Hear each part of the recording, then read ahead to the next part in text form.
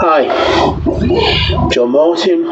Welcome up to my tower where pigeons dare, high above the kebab shops of Withington. It's a beauty salon, but it's not been open for ages. Are you coughing? So we're 1 week out from election, and this time next week I'll be settling down with a beer, couple of beers, and an existential dread as I watch the results come in. So I want to put down now my predictions for what's happening in election night. And firstly, it's no longer election night, it's election season, because we've only just finished with spooky season rather than Halloween. One day turned into a whole festival just to completely commercialise a pagan festival to sell sweets. Which, to be fair, done for Christmas and Easter as well, so what the hell. So I'm going to look at what I predict is going to happen on election night, election season, moving onwards, and we're going to start with the presidency. What do I expect is going to happen? Well, I expect a few things. I expect Joe Biden is going to win the popular vote. I expect DC is going to be quite early in calling out and saying it's going to be free electoral vote to Joe Biden. Because if that doesn't happen, something weird is going on. The main things to be looking at are OMG, WTF, PIAN, another bit of an N, and a bit of an M.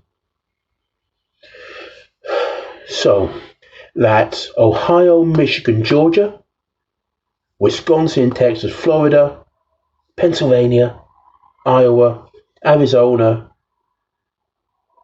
Nevada, and North Carolina, to be fair, and then some bits in Nebraska and a bit of Maine. The first three of these to look at are the states that Obama won, Clinton lost. In the Midwest, these are Wisconsin, Michigan, and Pennsylvania, and Trump won them by less than a point each time round. He's been trailing in all of them by about 5 points. Although he won't admit it, Wisconsin and Michigan, they've gone. They're about 9 points ahead now in the Biden camp. They're probably not going to go anywhere. Pennsylvania's looking a bit tighter, or is looking quite a bit tighter.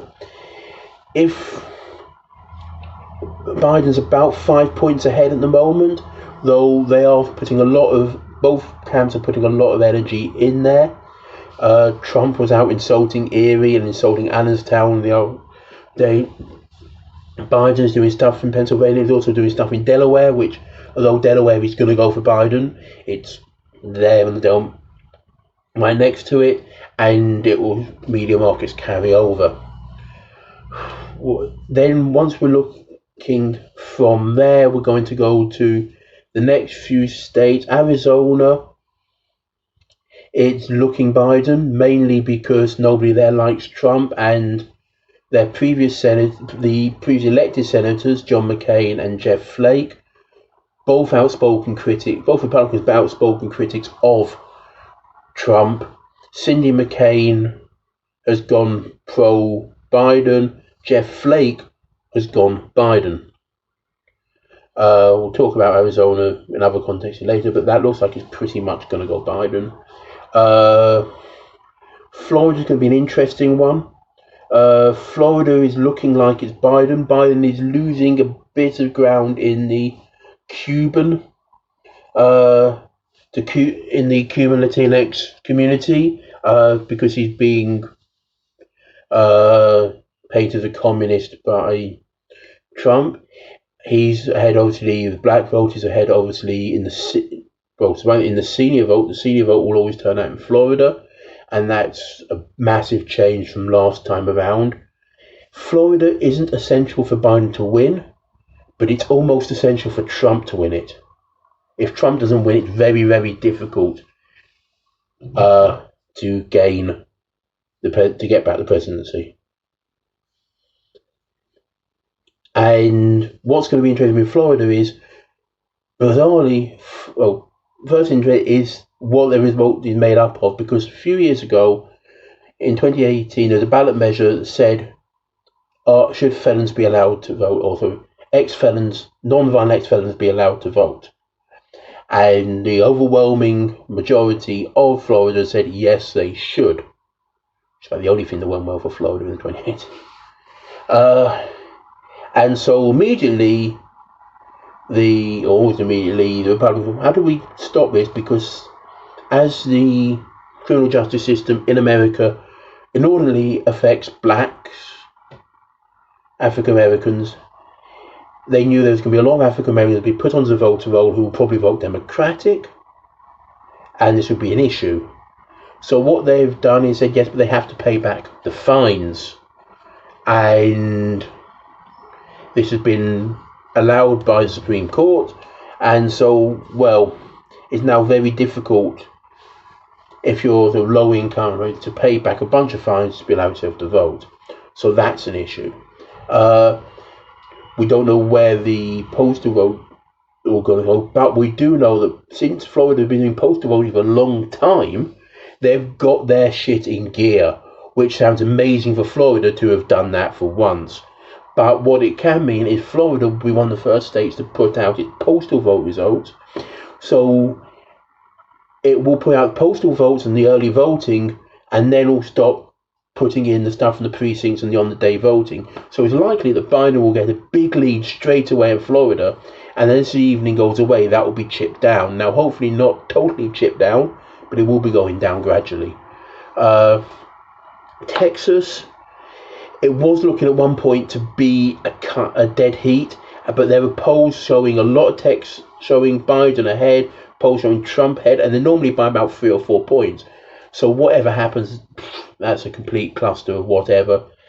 Trump is doing better than we expected amongst Black and also Latino in Texas, but you've also then got a massive amount of early voting in Texas, but you've then got the shenanigans, I will say shenanigans, because that seems to be a very YouTubey thing to be saying there, that they've been doing with the voting, things like Harris County.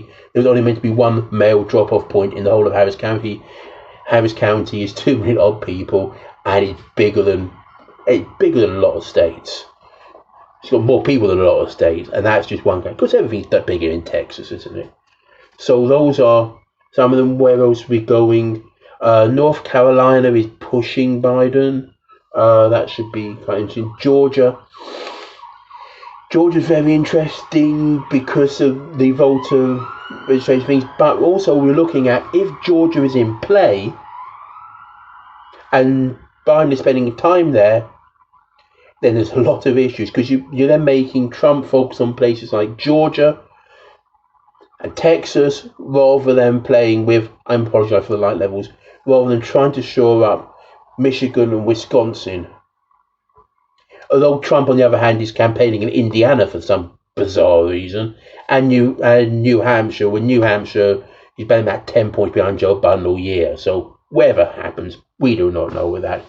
2 other places to look at are Nebraska and Maine. Nebraska is most likely going to go for Trump, but what they do there is they give one electoral college vote for overall state, and then they drop the other ones for districts. And there is one district around Omaha which went for Trump by about 3 points last time, is now pretty much, it might well go for Biden this time. That's just one vote, but in the case of it being very tight, that one vote may matter. Maine is a similar thing, and there's a vote that might, I think most of the votes in Maine are probably going to go Biden.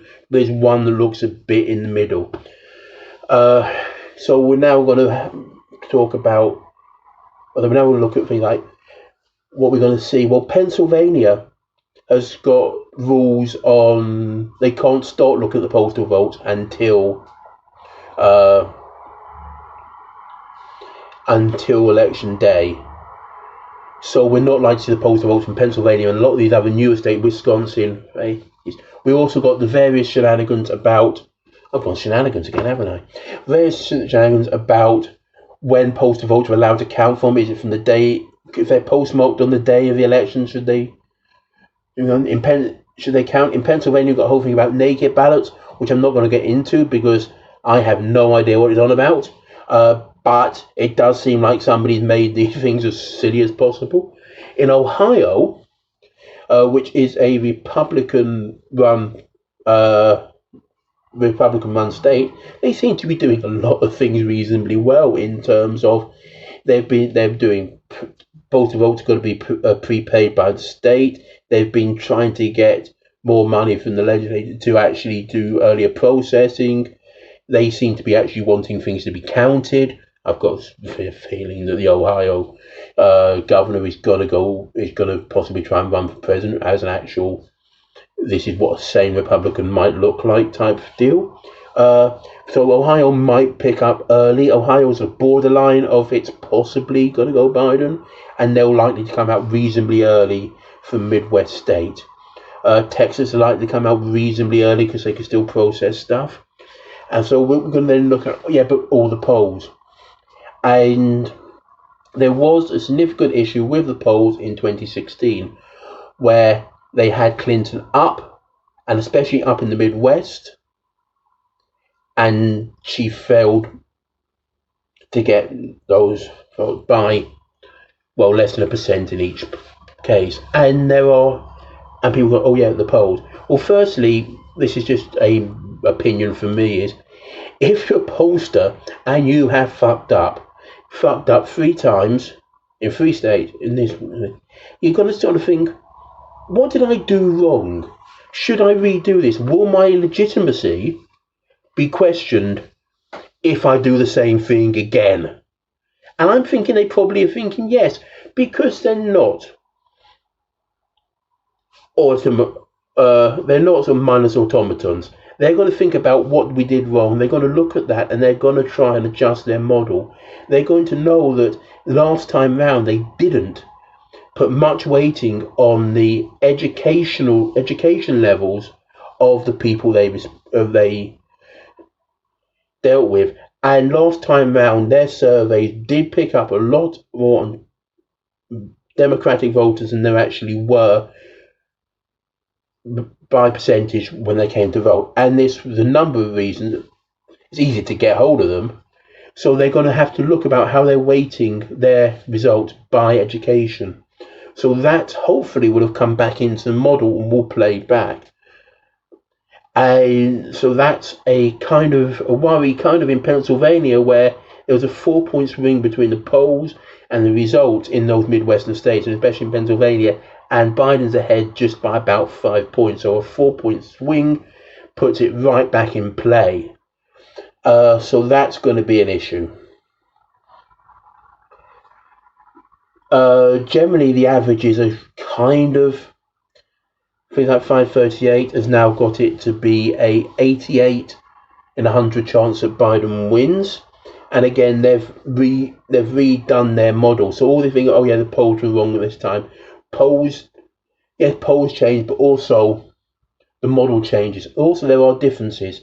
Last time round in 2016, there were when Jill Stein and Gary Johnson, there were 2 fairly substantial third-party nominees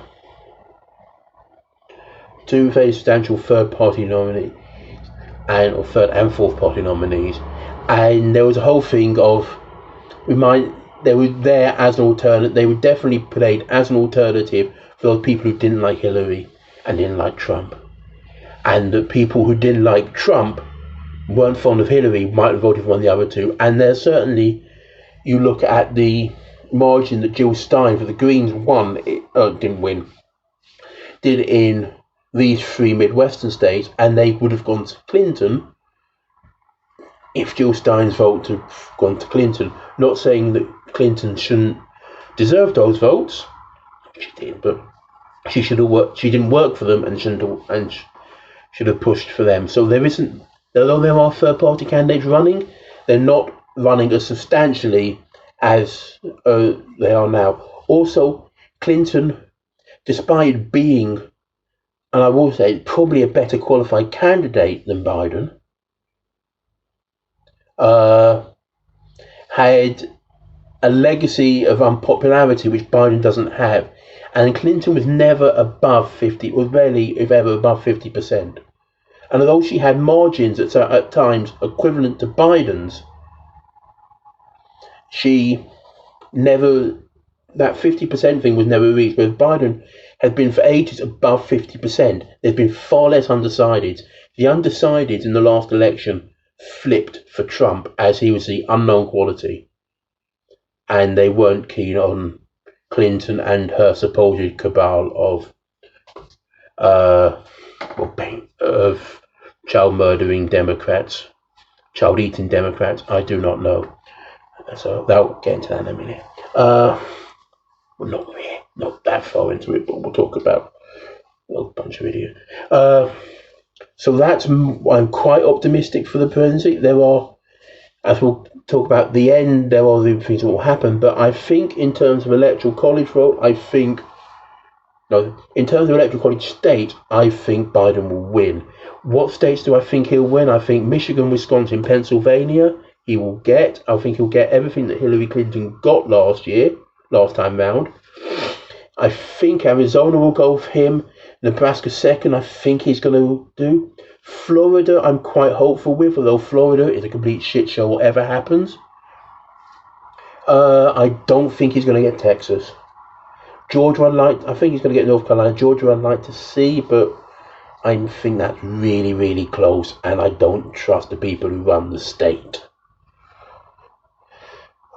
Because the last time round in the gubernatorial election, the Secretary of State, the person who's in charge of the election, was running for governor, and he rigged it against Stacey Abrams. So that's my theory. Now we're going to go on to the easy one, which is the House of Representatives. What's going to happen? The first question is, are the Democrats going to retain the House of Representatives? Yes. Are they going to grow their control? Probably. There are some seats where which are quite narrow, Republican wins, and they may flip from last time round. There are some Republicans who are retiring, and that might flip. What's going to be interesting is the new intake of people in the Democratic side. The progressive left are looking to progressive. I'm pretty sure the middle of the road is also quite progressive. The left, the Bernie Sanders wing, the AOC wing, are following what is kind of what the Tea Party did last decade after Obama won, and basically the Democrats had the temerity of putting up a black presidential candidate. A bunch of extremely right-wing Republicans looked at what are Republican stronghold seats, and in the primaries flipped the moderates out for the rabbits, the rabids, the Tea Party, the ignorance mob, and the sort of the Ted Cruzians who've quite now kind of the base for Trump. And now we're looking at some Democrats are looking at the same thing. We see where AOC came in last time round. She primaried a very establishment Democrat, and by working very hard on the street, she managed to get that seat. It was always going to go Democrat, and it's a primary which swapped who was going to stand for that seat, and she won it. There's been other cases here where other fairly leftish candidates have taken on establishment Democrats and beaten them, and so they're likely to be more on that progressive wing coming into Congress, which kind of was an issue with the House of Representatives. They're up every 2 years. If they've got to be campaigning, got to be doing campaigning and also being in Washington working for, supposedly, for their district, it's quite difficult to do both if you're up for election every 2 years. Fundraise to campaign and to do all your stuff, but that's how that system doesn't work. On the other side, you've got the Republicans nominating a bunch of QAnon people, and these are people who think that the Democrats are in league with Hollywood and all the massive Satan-worshipping, child-eating, paedophilia ring, and Trump is there to stop them. This is because some guy posted something on the internet somewhere, and a lot of lonely people think it's true. Which is what I'm hoping for this video. John Anon. So there's a bunch of those who've been nominated. Some of them they're not going to win. Some of them probably are. But then again, if you're basically looking for whack jobs about Republican Congress members, you're basically looking for a needle in a needle stack. Right, Senate. Senate is what's also going to be interesting because of what Cocaine Mitch McConnell has done. Is he Cocaine Mitch anymore, or is he just Moscow Mitch? Whatever. And broken all rules. He basically blocked a lot of Obama stuff in the last few years of the Obama situation, and then has basically just judges, break all the rules, change all the rules, and he looks so kind of adorable, like a tortoise, little turtle. But he's actually just a very, very evil man. And so winning back the Senate will allow the probably Democratic president and the Democratic House to actually get on with legislating and maybe repairing some shit. Like, how comes if Republicans have only won the popular vote twice since 1988, have they managed to put 6 judges on a court where there's only 3 Democratic? Because the system sucks. Right. So what are we looking for in the Senate? Well, it would be nice if Moscow Mitch McConnell lost. He had been out fundraised massively by his opponent, but that's probably not going to happen. It's quite a conservative state. And let's face it, Kentucky used to awful candidate. I think the other one's Rand Paul, who's awful. So Cocaine Mitch and Rand, let's spread COVID to everyone. Paul, because they are awful people. They're probably going to stay. The fun ones, well, we're going to Arizona. Martha McSally, alliterative Senate person, number 1, is hated pretty much. She ran for Senate and she lost, and they gave her a seat anyway after John McCain died. She's going to lose. It's one of the driving forces in Arizona is they just don't like her. She's going to lose. That's fun. So she's tied herself with Trump. They hate Trump. They hate her anyway. Go. In the other alliterative race, this is the double alliterative race, which I think is quite fun, is Tom Tillis v. Cal Cunningham. Tom Tillis, also quite awful, kind of did stand up against Trump basically, and then spy collapsed. Cal Cunningham, sexting issue, Democrat, probably likely to win because they don't like Tom Tillis, but that's North Carolina. Joni Ernst was a train wreck in Iowa. That was quite fun. I think she's going to lose there. She's behind, and they did a debate.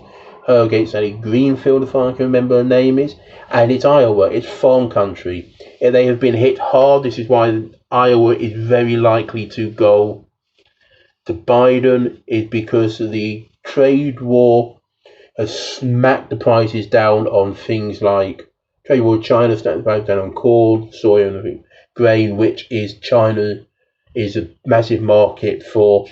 Prices have slumped. Governments have gone in and tried to bail it out, but it's basically they're giving taxpayers money to the farmers.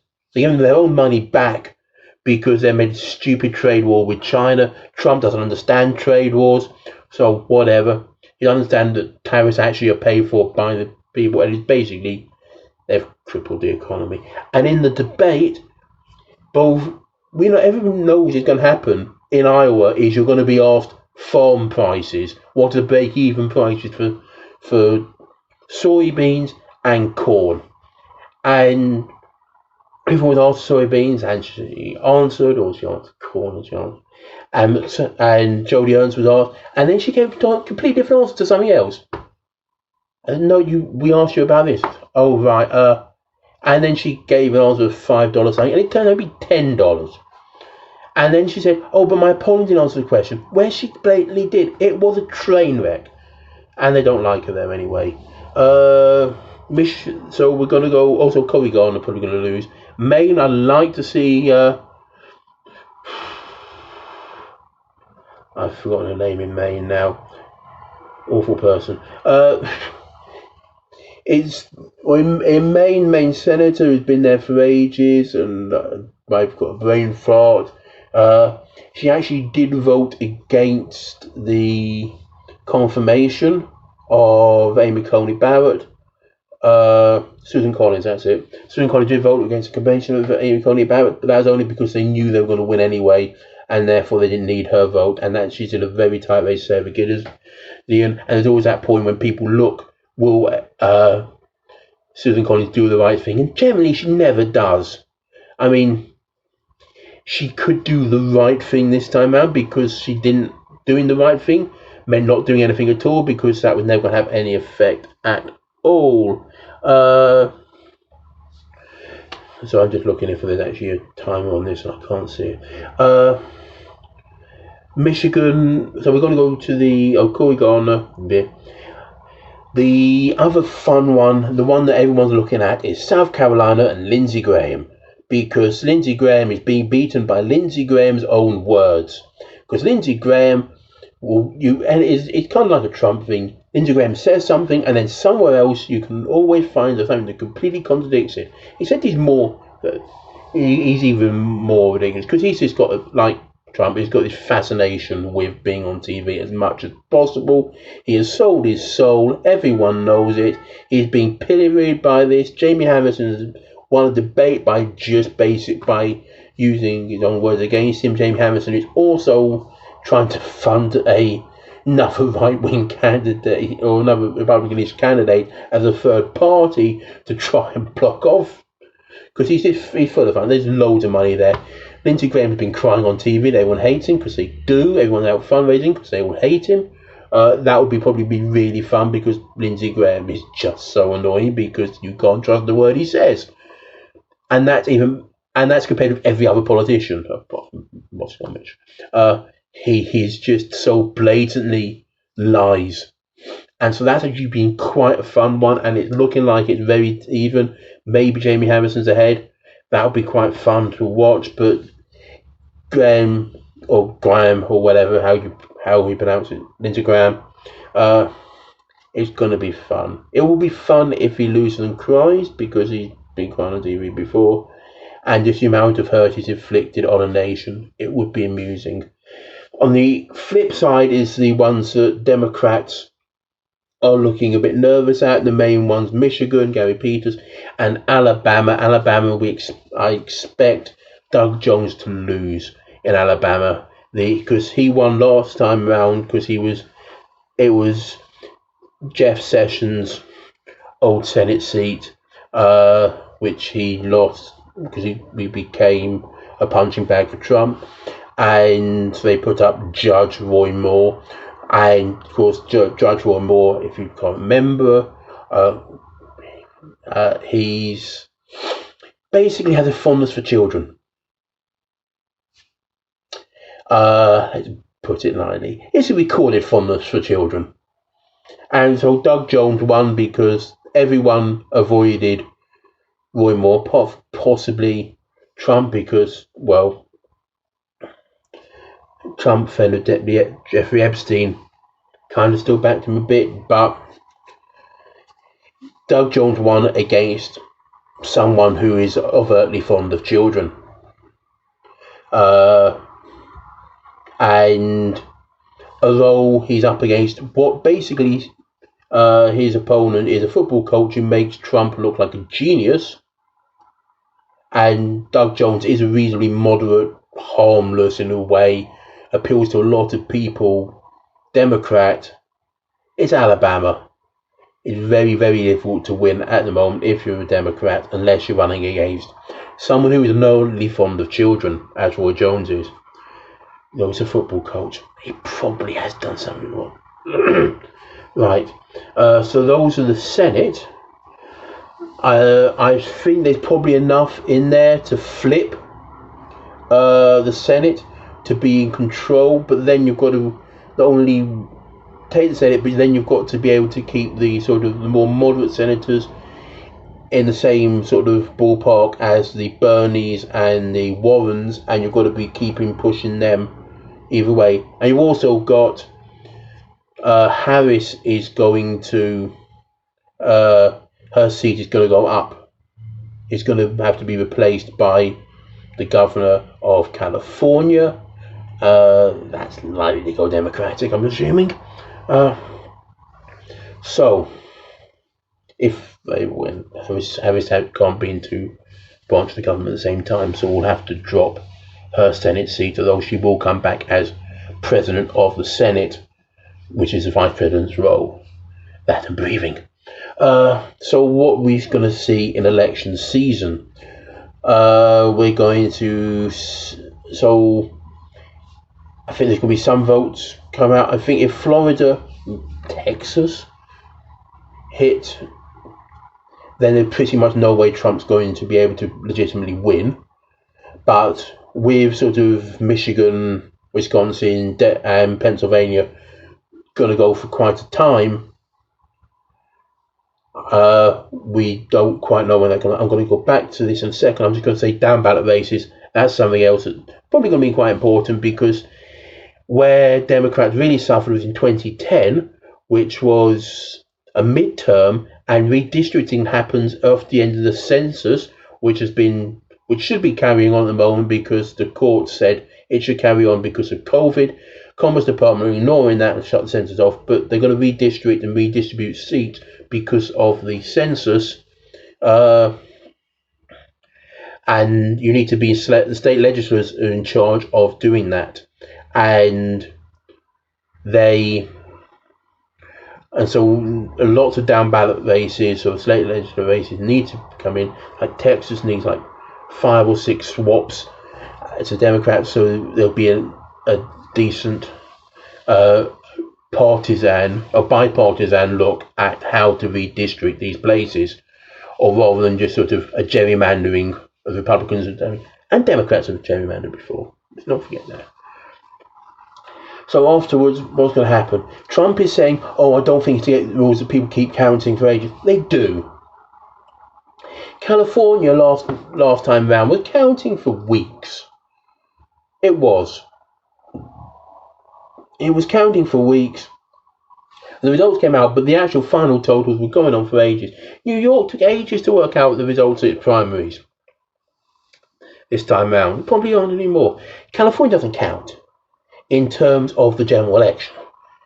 So to say to 40 million people in the biggest economy in the world, which is going through a massive COVID crisis, one of the biggest economies in the world, COVID crisis, half of it's on fire somehow and facing up to everything, but presidentially, they're going to vote for the Democrat. No one's really looking at what California is going to do. They're going to vote for Democrat. There isn't a Senate seat up. There's going to be some House seats up. It will be nice for Devin Nunes to be knocked out. That'll be lovely. But their results will come in eventually. Everyone's assuming it will go Democratic. It's a sad state that sort of all the millions of people in California who do vote Republican or no voice. Otherwise, West Virginia, there are a bunch of people not voting West Virginia because they think they've got no voice, because everyone knows pretty much West Virginia will go Republican, so no one's paying any attention. No one's doing anything in West Virginia. So that's going to go on. But the actual results, more Trump said Trump's going to go court case and whatever, results do not try to get stuff, the whole naked ballot thing. And this is why it's really important for them to push Amy Coney Barrett onto the bench, so that anything to come up into the courts will probably be hit on a 5-4 basis. The Gorsuches, Alito, Clarence Thomas, and Kavanaugh will probably go one side. Chief Justice Roberts possibly in the middle, possibly over there. It's going to go weird. But the results have got to be declared by December. But also then you've got the Electoral College, and this is going to be the other issue: is will the Electoral College, because let's face it, the founders did not trust the people, and they basically put the Electoral College in there as a stop. And if the people had done something really stupid, like electing a racist game show host, the states were meant to be sending their electoral college representatives there, and they were the people who decide. So for states to decide, oh yeah, my state have voted for basically somebody who thrives for neo-Nazis and QAnons and David Dukes, we don't want our state to be backing that. They can then send a different set of electoral college delegates to the electoral college, and they would vote for Hillary Clinton, for instance.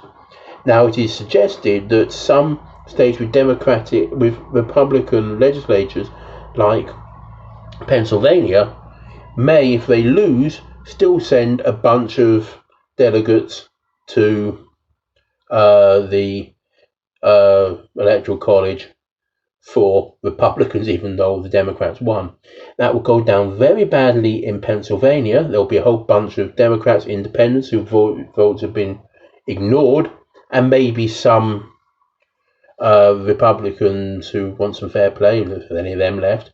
But it's constitutionally, it's allowed. So that might happen because every other norm has been broken.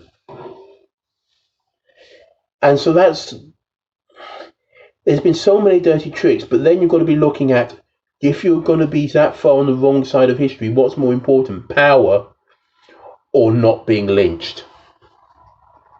Not starting another civil war. Because if that's the turning point, if one state, Pennsylvania, goes against not only its voters, but then the country, and changes the country, there will be an uprising. There will be something, because there's a lot of crap has been taken, and eventually breaking of norms is going to have to somehow stop. And so that's when it comes into January. There is no mechanism for Trump to be staying in the White House if he has lost the Electoral College vote. There is no mechanism for him being there. But the other thing to watch out for is what dirty tricks he can play between whenever a result is decided, whatever result is accepted, which is completely different. I don't think he'll accept anything in the first week of November. What he will do, he's already tried to get rid of career civil servants and put in partisan hacks, his political appointees, into their place. And if he tries to then sort of strip out the federal government, get rid of all the expertise, like he did with getting rid of the people who fight pandemics, like he's tried to do with getting rid of the scientists in the EPA and in the Weather Service who actually know about climate, who actually do research into climate issues. Who knows what the state of the American federal government is going to look like in 2021. Not that I'll probably be able to tell, because 2021 will see Britain finally drop out of all the EU stuff with a no deal, and there will basically be a riot. And I even up here in where Pigeon's there, I'm not sure. I've got a fire escape that will work. So there's that. I hope it will be a fun election season for you. I've got another video coming out a bit later on, which will be looking at how to solve America. And so please tweet, please slam a like button. If you're in America, please vote now. Vote early, vote in person, mail, whatever.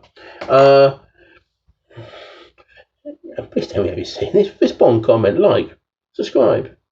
Bell. John Anon.